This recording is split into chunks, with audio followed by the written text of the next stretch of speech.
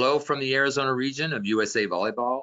This is another installment of our Parent Information Network, and today we are very happy to have Lorayne Chandler, the head coach at Arizona Western College, talking to us about junior college volleyball. And Lorayne has been with Arizona Western for 10 years, going on her 11th year. And Lorayne, why don't you go ahead and introduce yourself a little bit, and they can see here the accolades that have followed you. But say hello. Sure. Hi everyone. I'm Lorayne Chandler. I'm here at Arizona Western, like Eric mentioned. This is going to be my 11th season, which feels a lot shorter than it actually was. I'm originally from Texas, and so I moved here back in 2013 and actually started at a high school just down the street, and was able to get in starting as an assistant coach for the previous coach, Jason Smith, that was here. He kind of took me under his wing and recommended me for the job whenever he left, and so I've been here ever since. So I'm happy to be on this call and be able to answer any questions that you guys might have about junior college volleyball. Here we go. So I think there's a lot of misinformation out there about the different levels, and we're going to have a Division I coach on later and an NAIA coach on later. But let's talk first about the current recruiting process in junior college. When does a player start? How do they start? The best way to be seen, the most efficient ways. Maybe you can talk about how players would get started in the recruiting process looking at a junior college. Sure. So, I mean, everybody's unique in their recruiting process. Typically, you know, the earlier you can start and get your name out there, the sooner you can get some highlights put together and, you know, maybe streamed on YouTube, field level, NCSA. There's all kinds of platforms that athletes can use to get out there. But I would say the earlier the better. As many highlights as you can put together in whatever position it is that you're looking to play, that's always helpful. Sending emails out to coaches if you plan to stay in a certain region of the country, you know, navigating through the different universities or colleges that you're looking at and wanting to play at. You can reach out straight to the head coach and just let them know who you are. I would suggest always including some kind of a highlight. And then, you know, as that coach stays in touch with you, you can send them film updates as the years go on. I know with NCAA schools, they have some limitations on what kind of correspondences they can have, but you can always reach out to them. Same at our level. We get kiddos that reach out to us as young as 8th graders, and I have a file in my inbox that I put them in. You know, I'll send an email back, thanks for reaching out. Maybe at this, you know, maybe we're not looking at an 8th grader specifically, but we still want to be able to keep tabs and keep notes on that kid. And so I have a file that I put the younger kiddos in to just kind of keep track of their progress as they go through their volleyball experience. This might be a good time to differentiate. There is Division I and Division II junior college volleyball. Can you talk about the differences there, and then maybe how the recruiting might be different at each one? Sure. So the NJCAA breaks down just like the NCAA. So we have 3 different divisions, just like the NCAA has. So Division I, Division II, and Division III. So Division III is different from 1 and 2 because they cannot offer any type of athletic aid. So that's tuition, books, room, board, your meals. They can't pay for any of those things out of any athletic funds. Division II schools are able to offer tuition and books, but they're not allowed to offer room and board. So Division I schools can offer all of the above, which includes your tuition, your books, your room, and your meals. We can also offer one-way or round-trip transportation. One-time transportation is what it's called. So if we have a kid that's flying in from really far away, depending on the budget of a Division I school, we could potentially fly that kid in for their time here once they sign an LOI. So the biggest difference between Division I and Division II is the dorm situation.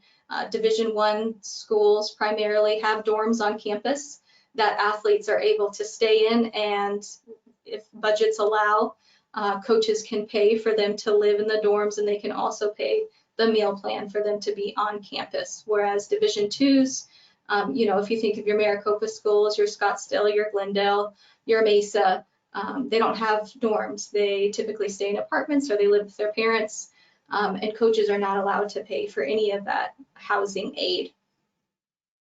So Division I is actually able to bring in kids from out of the country, correct? They can bring in, yeah. Anybody could, right? The ones, Division I, II, and III, they could all do that. They just wouldn't be able to, the Division IIs and the Division IIIs wouldn't be able to pay to have them come in.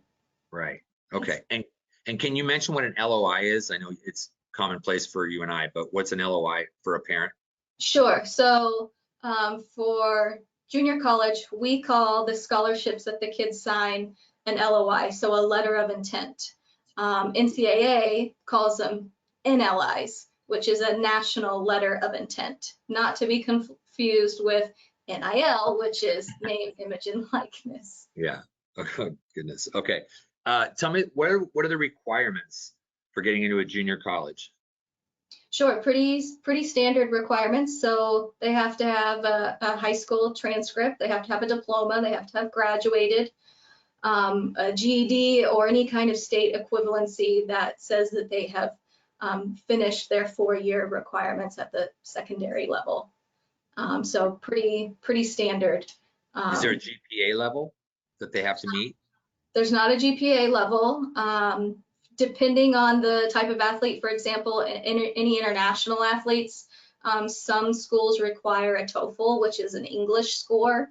But if you're talking about USA kids, just a high school diploma, no GPA requirement.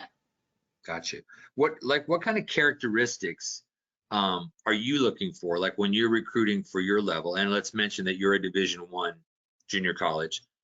What kind of kids are you looking for? For example, like when you're recruiting, what are you looking for in a recruit? So, I mean, we're always looking for kids that are willing to get better. Kids who know that maybe there are some restraints that they currently have, whether it's athletically, academically, maturity-wise, but they're still willing to work hard enough in order to get better at whatever skill it is that they're potentially behind in. A lot of our players are kids that we get because they've been recommended to us from a recruiter that we know, maybe from a club coach. And the other half of our kids come in because they've piggybacked off of the players that came before them. So a lot of word of mouth is how we get our players here. So obviously, for example, if I have a kid that played for me and I ask, hey, is there someone that you know of that you played with that you would recommend coming here? They may say, yeah, here's so-and-so. The next question I'm going to ask is, well, what kind of a person is she? Does she work hard? How are her grades? How is her English if she's an international player? Is she a good teammate? So those are going to be the next questions once I've already gotten potentially a referral from somebody that we're recruiting. Okay. When you go to, for example, a club tournament, and you're looking at you're probably looking at 17s, 18s, or 16s, 17s, I'm guessing. What is it on the court that you're looking for that's going to catch your eye and that you think that kid could be something? Sure. So body language is pretty much the biggest thing that I'm looking at, especially if I'm, just maybe flagged a kid and I'm just stopping in very quickly to make my way to another court. I'm looking at their body language. I'm looking at how they're interacting with their teammates, especially in situations where they've made a mistake. Maybe they just shanked a ball. I'm watching what they look like. I'm watching what their teammates look like when they're looking at them. And then I'm trying to see if I can pinpoint where their parents are and looking at how their parents are acting, how their parents are responding to how their kid is playing. Yep, those are all factors that I'm taking into consideration whenever I'm going by a court. So the parents actually do have like a little, like they're part of this process in a way, right? Sure, yeah, you know, you always want parents that are involved, that are willing to help their kids get better. And at the same time, you want the parents who are able to push their kid to be a little bit more independent, do things on their own. I mean, if I see a parent during a timeout running over to fill up a kid's water bottle, I'm probably not going to be very excited about that kid, because I'm going to need a kid that can fill up their own water bottle. Yeah, gotcha. To explain like a typical, I kind of do this one, what a typical season would be like, maybe month by month, but then also what's a typical day or a week or something like that for an athlete. I think sometimes the kids just think, hey, I get to go play volleyball and go to practice 3 times a week, but there's a lot more to it than that, isn't there? Sure. So preseason starts August 1. Typically, we bring the girls in a day or two before, so we just make sure that they've done all their concussion testing, physicals have been cleared, you know, that they've sorted out all of their classes or any of the dorm issues that they may have on check-in. So August 1 is preseason. We got about 2.5 weeks, depending on how the calendar falls. And so we spend every minute of the day doing some kind of volleyball something. So in the mornings, they'll grab some breakfast, we'll do a light workout, we'll do an individual practice, and then we'll get into lunch, and then the afternoon we'll be doing team practices together. We spend a little bit of time doing some mental training in the evenings before they head to dinner. And then it's rinse and repeat for the next 2.5 weeks until classes start. Once classes get going, typically we have a couple of opening tournaments that we go to. So when classes start, AWC only goes Monday through Thursday. So that allows us to have the weekends for our tournaments without missing much class. But we practice in the mornings at about 9 o'clock in the morning. So any kiddos that have 7 a.m. classes, they'll head to their first a.m. class, then they'll come to practice. And then for the rest of the afternoon, they'll finish up the rest of their classes, go to dinner, rinse and repeat until we start our conference play. Right now, our conference has kind of mixed up the way that we're playing our schedule. So start of the season, we play Wednesdays and Fridays, and then as the season goes on, we start playing Friday, Saturdays, back-to-back games. So that gives us an entire week to prepare for those Friday, Saturday matches that we have. And the season ends, if you make it to the national tournament, the season ends right before Thanksgiving. So we go from the 1st of August until the end of Thanksgiving, or the end of November. And then we've got, you know, about a week or two before Christmas break hits. Kids all get to go home, spend some time with their families, get back in January, and then we start in our off-season play. So off-season, we kind of mix up our practices and workouts. My assistant coach is the guru of strength and conditioning, and so we do 3 days of strength and conditioning, 2 days of practices. We'll gear up for a beach unit here in a couple of weeks, and then we'll hit a couple scrimmages, hopefully one maybe down at Pima. We'll try to catch one in California, and just get the girls back into some sixes before we get to summer break, and then right back at it August 1st. Yeah. And we should mention, by the way, that Arizona Western is located in Yuma. Correct. If parents didn't know that, so it's literally across the street to California, and then of course about 3.5 hours to Phoenix, 4 hours to Phoenix. So Yeah. Your travel schedule is not, I would say, maybe not optimal at times. No, but the location's pretty good as far as, you know, getting people that are flying in. You know, we're halfway between Phoenix or San Diego, so you can catch a flight out or right out of Yuma. So that makes it pretty nice. The travel, I mean, I guess everything is 3.5 hours away, but if you look at some other Division I programs, I mean, like Region 18, Salt Lake, they now have North Idaho in their conference. And so, I mean, they're driving 10 hours to get to a game. So we're fortunate to not have to do that. You asked, was there anything else in a given day that they might be doing or our players might be doing? So we do academic meetings with our players every week.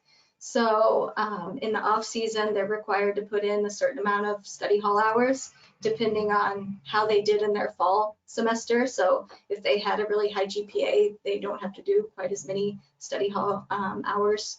But if they tanked in the fall, we ramp up those study hall hours just to make sure that they're in gear to do better academically. And I schedule meetings every week with each of the players, sometimes twice a week, depending on how much extra academic help that they need. And I know pretty much every professor on campus, so we do lots of check-ins to make sure that our kids are doing top-notch in their classes. And if they're not, they will be by the time they finish. Yeah. So just listening to that, I think a lot of those kids and/or parents that just think it's volleyball season and then they get off and they can just go to school. It really is, I mean, hours-wise, almost a full-time, if not a full-time job. Yeah, there's no time to do anything else. We do have kids sometimes that ask about getting a job, and that's certainly something that they could do in the off season. But there's no time when we're in season to be able to handle anything else other than the job, which is volleyball, and then the school part as well. Yeah.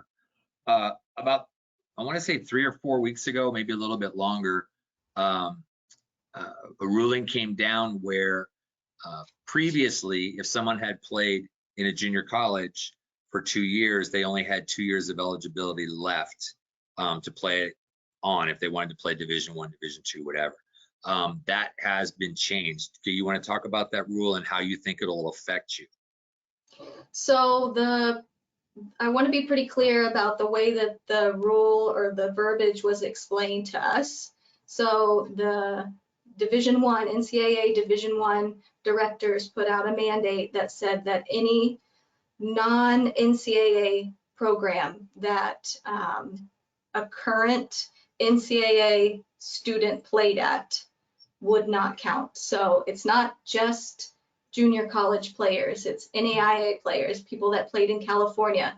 It's just non-NCAA programs. So that's a pretty significant Yeah, for sure. thing to be considering. Yeah. So the way that the rule goes, and it's not a rule yet, it's just a one-time waiver. So it only applies right now as it's been presented. It only applies to seniors that are at NCAA Division I programs. That's the only people, the only student athletes that applies to. If any of them have played at a non-NCAA school, they are granted one additional year to play, and that's just this next year, 25-26. So as the rule stands, it's a one-time waiver for next year, and it only applies to players that are currently at a Division I school that are in their senior year. Gotcha. Okay. Will However, it affect you? Oh, go ahead. Yeah. Go ahead. Yeah. So obviously, I'm sure there's going to be some kind of litigation that's going to happen because the Division IIs and the Division III NCAA programs are going to want to know, hey, why can't we get this for us? So I can see that waiver evolving into something else. And if that's the case, I mean, that's a win-win to me for everybody, because it allows anybody who's playing at a non-NCAA program additional time to get to play. So you get 2 extra years, potentially 1 extra year, whatever it is that they end up deciding to play more of your sport, which is great. So you potentially can have 5 years. Why not get an opportunity to play somewhere else, build your skills, beef up your academics, and then move on to an NCAA program. Can you just clarify when you're saying a non-NCAA school, can you clarify what those are? Sure. So a non-NCAA school could be a 2-year school, so an NJCAA program. So any of us, Division I, Division II, Division III. It could also be an NAIA program. It could also be any of the California schools, though any of those 2-year programs in California, they aren't part of the NJCAA. They're their own league. And then there's a league up in Washington that's also its own league as well. So non-NCAA programs. Gotcha. Okay. Um, what advice do you have for parents and kids that are interested in playing, and let's assume they're at the 14, 15, 16-year-old level and they've kind of said, hey, maybe this is something I want to explore playing on. What advice would you give them, or do you have any feedback for them or something that you can help them make decisions? Sure. So I think whatever age you're at, thinking about where you want to be, what kind of major you're interested in, the location, what type of scholarship you might be interested in having, how your academics are, all of those things factor into the place that you want to go to. I don't know that it's cost effective or time effective to just send a blanket email out to every single coach in the US, which you're more than welcome to do because it gets your name out there, but really start thinking about where you want to be. And if you can kind of consolidate and narrow down that decision, then you can reach out directly to those coaches. You can obviously, playing club volleyball is big because it gives college coaches the spring semester to be able to go out and do recruiting and be able to watch you. I know there's various combines out there that some are good, some are not so good. Just doing your research to see about whether those are cost effective for you and your families. But to me, the cheapest, fastest way would be put a highlight together, send an email to the coaches that you're interested in, and just keep hitting them up. If you're only 14, 15, 16, don't get frustrated if you don't get an answer back. Just keep plugging in, keep saying hello, keep sending updates, and those coaches will be reading your emails. And if they're done with that recruiting class, they'll let you know. I mean, just get your name out there, and put it on YouTube and put a link and just get your information out there.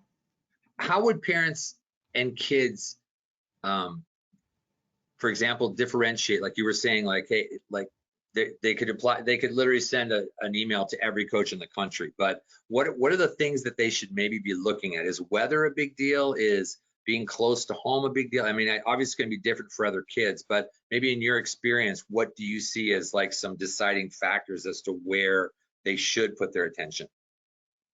Well, I think you should put it in the most realistic place. So as a parent, if you don't see your kid going very far from home, then you're gonna need to not broaden, that radius. You want to kind of keep things where you're expecting your kid to go. If cost is important, and maybe you're a Pell qualifier, you might look at schools where that's going to be an option for you. If you know that schools can offer scholarships and your kiddo is good enough to be able to earn those scholarships, reach out to those schools. And when I say reach out, I mean the athlete is the one who should be sending those emails. So parents, of course, can proofread the email, but a coach wants to hear from the kid, and they don't just want a generic email. They want to make sure that you're actually interested in the program. If you really are, hey, Coach Chandler, I saw that you had a great season. You went whatever the record was. I'm really excited about Yuma because I hear it gets flaming hot in the summers, and I just really love the heat. So if that's your world, those are things that we like to hear, and we sure do got some good heat down here for you guys. Yeah. Give me the 3, 4, 5 big rocks out of this webinar? What are the 3 or 4 or 5 things that you want parents to take away from this webinar?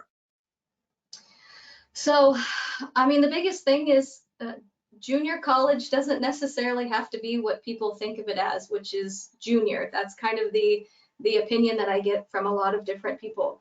I can offer a kid a full ride and I can send them on to really good programs. And that is my job as a stair-step school. I bring kids in, I make them better, and then I help them go on and get the scholarships and the opportunities that they deserve by coming here. So we work really hard, not just on the court, but in the classroom to make sure that the kids that we turn out are better than whenever they were here.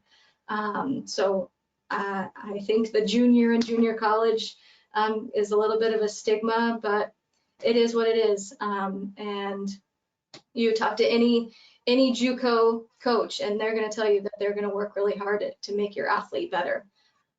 So that to me is a big rock for the 2-year schools.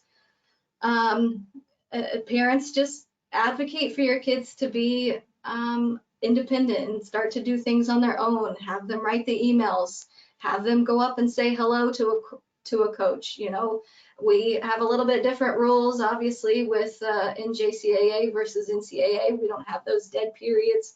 We can talk to pretty much anybody that we want at any given time. So any player can go up and say hi to a coach. Maybe the coach can't say anything more than hello back, but teach your kids to advocate for themselves. Okay. Go ahead. No, I was gonna say, is there any more? Those are both really good. I think the last big rock would be to just kind of keep a pulse on that, the changing of that rule. So right now, again, it's a waiver and it's a one-time waiver, but I would expect that rule should mold and change into something different as the year goes on. Yeah. How will it change will it change your recruiting at all, or will it change the kind of athlete that you look for? Or I think is it it still? could. I think it could. I mean, just with the transfer portal, we obviously don't have access to the transfer portal, but we're starting to see more and more transfers just at our level that we're bringing in. You know, the transfer portal is huge, and by the time, you know, by the end of the year, that transfer portal is still full. So we're actually getting some of those kickbacks from the 4-year level because of the transfer portal. So I think time will tell on whether that's going to be useful for us with this waiver, if it should change more than just a 1-year waiver. So yeah, we'll see. Yeah. Listen, thank you so much. If parents wanted to reach out and ask you questions, or if there are student athletes out there that are interested in your school, can they email you or contact you? How would they contact you?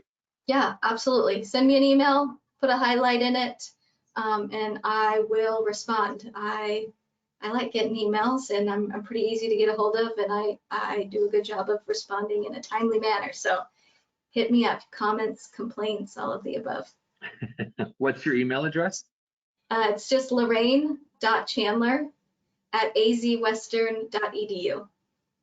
Excellent. I can't thank you enough for your insight, and appreciate your time. And like I said, there are parents that have so many questions about this stuff, and I think you kind of hit the nail on the head and answered almost all of them. So I appreciate it. Thank you so much for everything, and everyone. Appreciate your attention, and we will be back with another Parent Information Network video soon. Thanks so much. Thanks.